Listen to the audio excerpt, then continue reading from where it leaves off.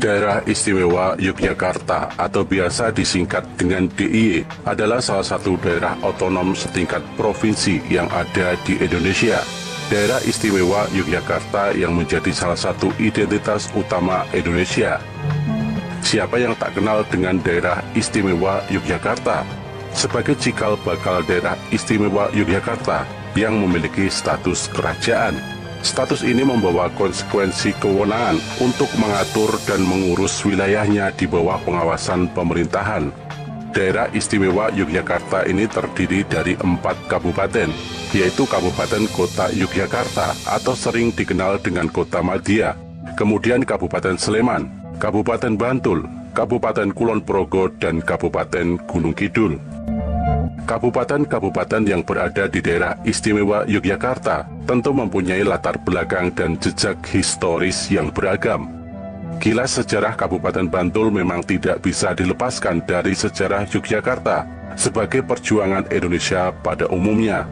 Kabupaten Bantul tidak dapat dipisahkan dari jejak historis kota Yogyakarta yang memiliki status kerajaan. Asal-usul nama Bantul berasal dari kisah seorang Ki Ageng Mangir.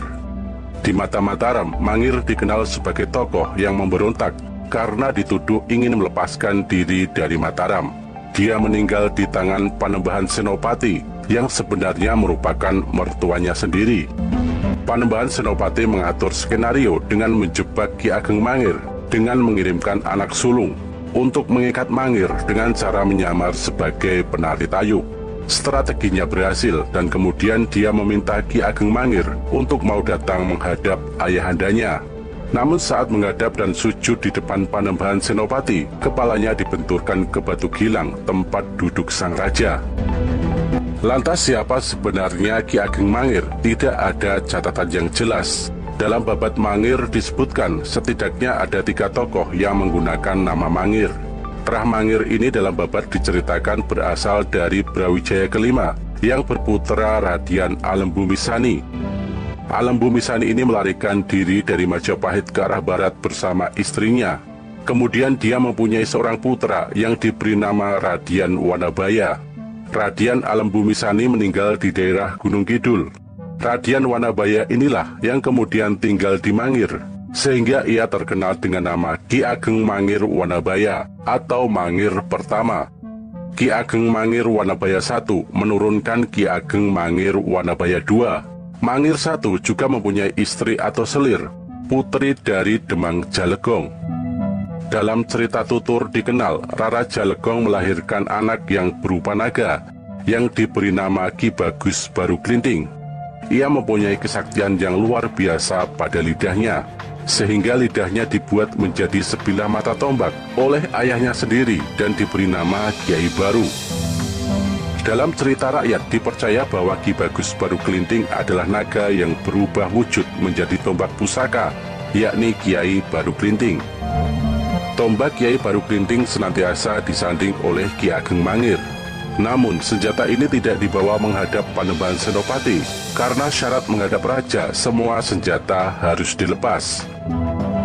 Dusun Mangir sekarang terbagi atas 3 wilayah, yakni Dusun Mangir Lor, Mangir Tengah, dan Mangir Kidul.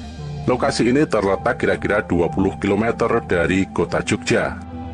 Secara administratif, dusun ini termasuk dalam wilayah Kalurahan Sendangsari, Kecamatan Pajangan, Kabupaten Bantul. Peninggalan yang masih ada di daerah ini antara lain batu persegi dengan ukuran 1 x 1 meter yang dipercaya sebagai tempat duduk Ki Ageng Mangir. Kemudian arca lembu atau kendaraan Dewa Siwa dan beberapa fragmen arca.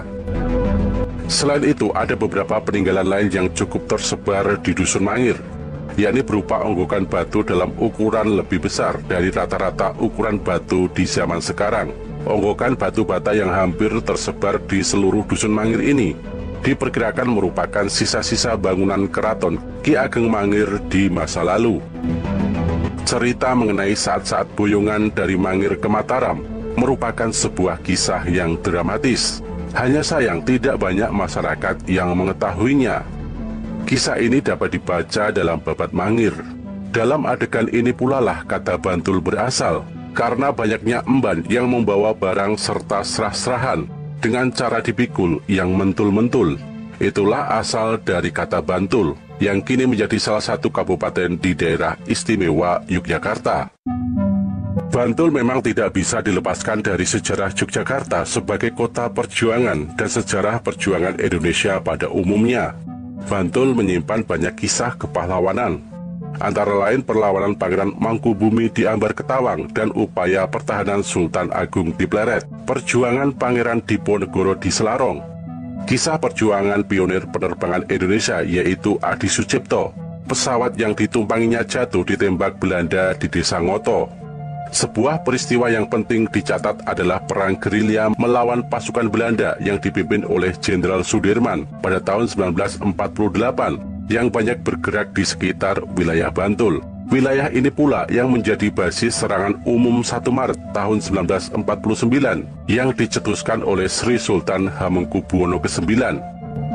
Tolok awal pembentukan wilayah Kabupaten Bantul adalah perjuangan gigih Pangeran Diponegoro melawan penjajah yang bermarkas di Selarong sejak tahun 1825 hingga tahun 1830.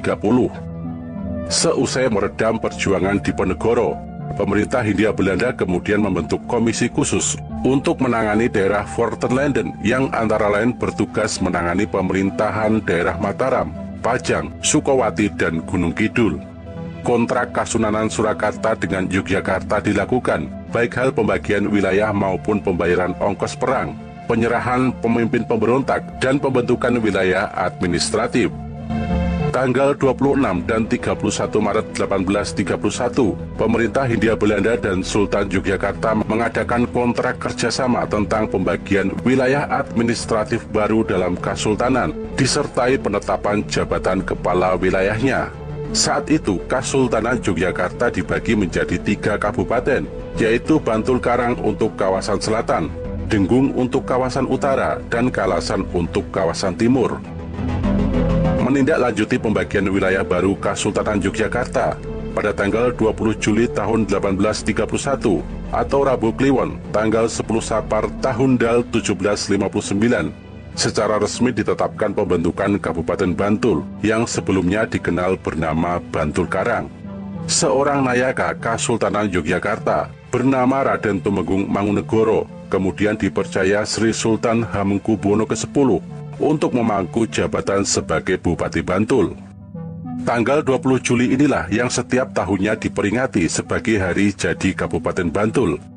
Selain itu, tanggal 20 Juli tersebut juga memiliki nilai simbol kepahlawanan dan kekeramatan bagi masyarakat Bantul, mengingat Perang Diponegoro dikobarkan pada tanggal 20 Juli tahun 1825. Pada masa pendudukan Jepang, pemerintahan berdasarkan pada Osamu Seirei nomor 13, sedangkan Stadtgemeinde Ordonnanti dihapus. Kabupaten memiliki hak mengelola rumah tangganya sendiri atau otonom.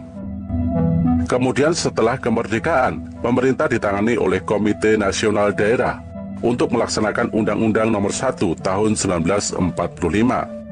Tetapi di Yogyakarta dan Surakarta, undang-undang tersebut tidak diberlakukan, sehingga dikeluarkan Undang-Undang Pokok Pemerintah Daerah Nomor 22 Tahun 1948, dan selanjutnya mengacu Undang-Undang Nomor 15 Tahun 1950, yang isinya pembentukan pemerintah daerah otonom di seluruh Indonesia.